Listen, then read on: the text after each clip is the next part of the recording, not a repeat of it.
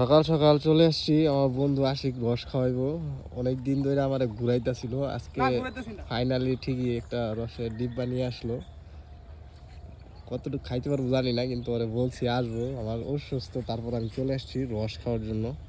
এ হচ্ছে এক গ্লাস রস, খাইয়া দেখি কি অবস্থা।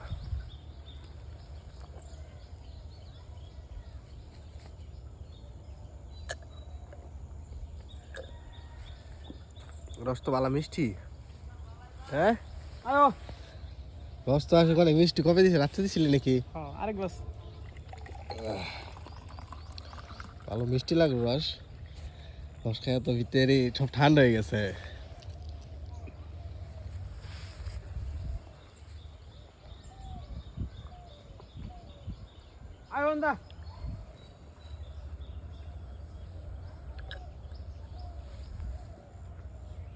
রস দিয়ে খাইলাম, এখন কি কলা বাদুরের তো লেদা টেদা দিছে? কি কি কর ডাইকা ডাইকা দিছিলি? চা ছিল।